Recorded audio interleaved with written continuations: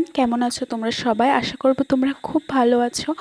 আর আমরা কলকাতাবাসীরা খুব একটা যে এখন ভালো নেই সেটা তোমরা সকলেই জানো। অনেকেরই এখন মন খুবই খারাপ। যদিও বলে রাখি, এই ভিডিওগুলো বেশ কয়েক মাস আগের। ফোনের মধ্যে এমনিই ছিল, ভেবেছিলাম দেব, কিন্তু অনেক দিন ধরেই মনটা খুব একটা ভালো নেই। তার আগেও কিছু কারণের জন্য দেওয়া হয়নি।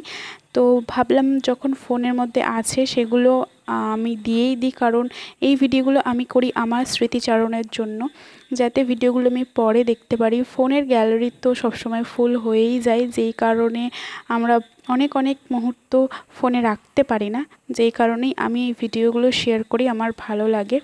তো বলে দিই আজকে কোথায় যাচ্ছি। আজকে যাচ্ছি গঙ্গা সফরে।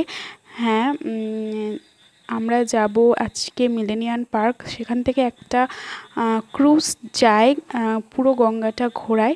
বেশ কিছুক্ষণ সেখানে খুব ভালো একটা মোমেন্ট তৈরি হয়। আর যদিও এটা আমার ফার্স্ট টাইম, আমি তোমাদের সাথে পুরোটাই শেয়ার করব। আমার কি কি এক্সপিরিয়েন্স হলো, ওখানে কি কি হলো, সবটাই তোমাদের সাথে শেয়ার করব।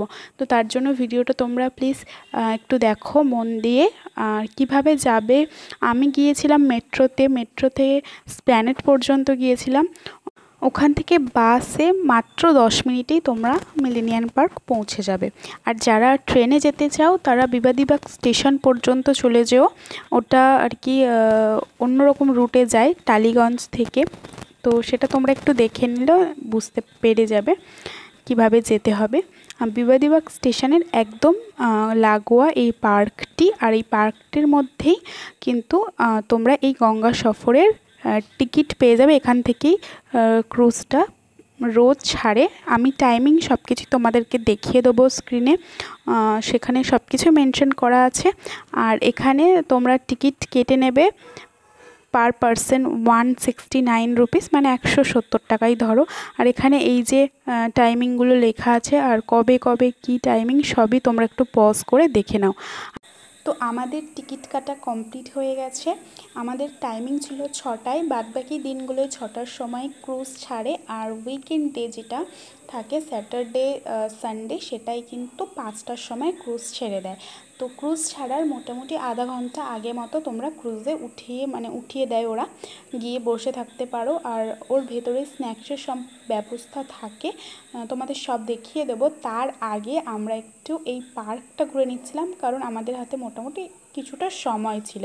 আর এই পার্কটাও কিন্তু খুব সুন্দর। তোমরা দুদিকে আলাদা আলাদা ভিউ দেখতে পাবে। গঙ্গার ভিউটা দেখতে পাবে, একদিকে থাকবে তোমাদের হাওড়ার ব্রিজ, আর আরেক দিকে থাকবে প্রিন্সেপ ঘাট। তো দুদিকের ভিউটাই খুব সুন্দর। আর নানান রকম প্রাকৃতিক ভিউ, যেখানে ছবি খুব ভালো আসে। আর ছবিও অনেক তুলেছি, যেহেতু অনেক দিন আগের। তোমরা যারা আমাকে ফেসবুকে দেখবে হয়তো, ফেসবুকে আমি কিছু কিছু ছবি পোস্ট করেছি। আর ইনস্টাগ্রামে যারা দেখো তারাও দেখতে পাবে। তো আমাকে ইনস্টাগ্রামে আর ফেসবুকে নিশ্চয়ই ফলো করে নিও। আমি তার লিঙ্কটা ডেসক্রিপশানে দিয়ে দেবো, তোমরা নিশ্চয়ই আমাকে ফলো করে রেখো। আর দেখো, এখানে ছোট্ট একটা শিপ যাচ্ছিল, খুবই সুন্দর লাগছে দেখতে। এই সব এক্সপিরিয়েন্সগুলো খুব ভালো লাগে, মানে আমার ওই গঙ্গার মধ্যে বা নদী সমুদ্র এইসব খুব ভালো লাগে। আমি যেহেতু ঘুরতে ভালোবাসি, সমস্ত প্রাকৃতিক জিনিস মানে পাহাড়, ঝর্ণা, নদী সবই আমার কিন্তু খুবই পছন্দের। তাই এই যে ক্রুজটা, সেটা আমি খুব সুন্দরভাবে এনজয় করেছি। আর আমার কিন্তু এই ক্রুজের মধ্যে দেখলাম ওরা এন্টারটেনমেন্টের অনেক সুন্দর ব্যবস্থা করে দিয়েছে। তো সেটার থেকেও আমার একটা শান্তি, নিরিবিলি পরিবেশ খুব ভালো লাগে যখন আমরা এই গঙ্গার মাছ থেকে যাই।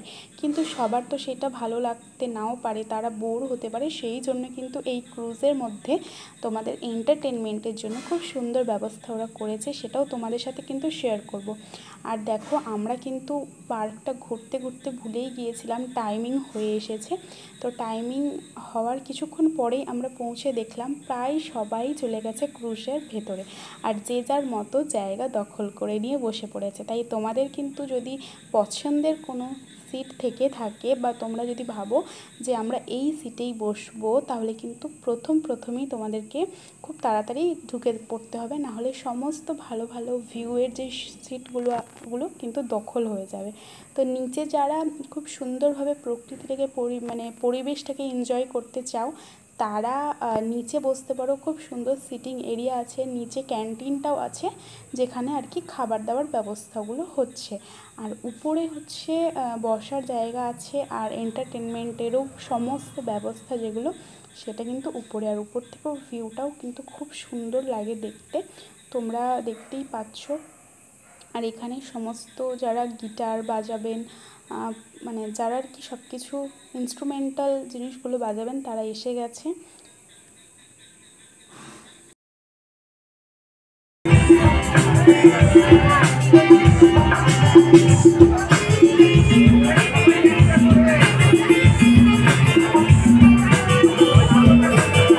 আমাদের এই টোটাল লঞ্চের যিনি ধ্বনির সাউন্ড যিনি করছেন, তার জন্য একবার জন্য হাততালি হয়ে যাক আমাদের।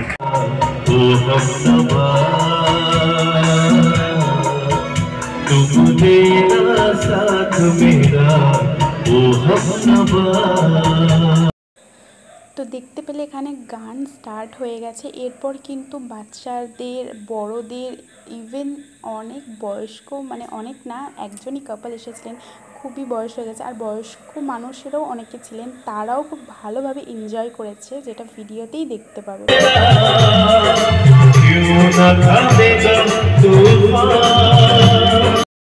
আর এখান থেকে ভিউটা এতটাই সুন্দর লাগছে দেখতে, আর সামনে থেকে কিন্তু আরও সুন্দর লাগছিল দেখতে। তোমরা একবার প্লিজ যেও, এক্সপিরিয়েন্স করো, ভালো লাগবে। যাদের এরকম গঙ্গার মধ্যে ভালো লাগে থাকতে, তারা প্লিজ যেও একবার।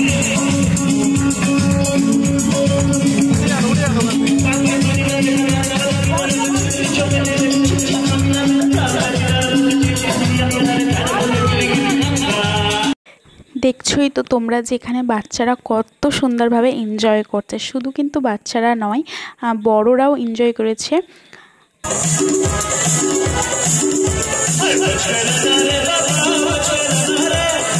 ইভেন এখানে যাদের অ্যানিভার্সারি এই দিন আছে অথবা বার্থডে আছে, তাদেরকে খুব সুন্দরভাবে উইশ করেছে ওনারা, যিনি অ্যাঙ্কার ছিলেন, যিনি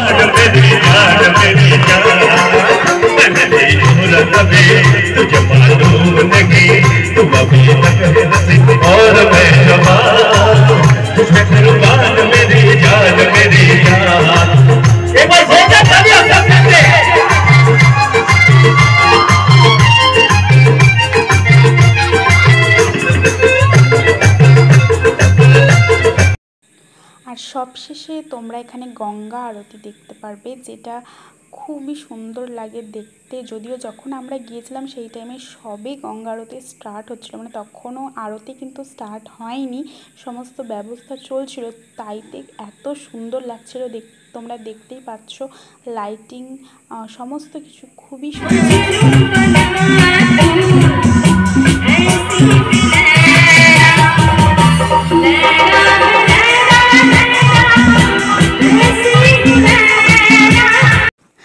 আচ্ছা। এরপর খুব বেশি আর দেরি নেই, এর মাঝখানে স্ন্যাক্স এসেছে, সবাই নিয়েছে, আমরাও বাইরে থেকে নিয়ে এসেছিলাম। আর হ্যাঁ, তোমরা বাইরে থেকে স্ন্যাক্স নিয়ে এখানে যেতে পারো।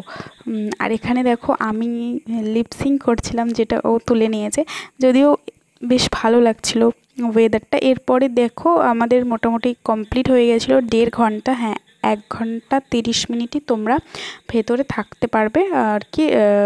যে ভ্রমণটা পুরোটাই 1.5 ঘন্টার মধ্যেই কমপ্লিট হয়ে যাবে।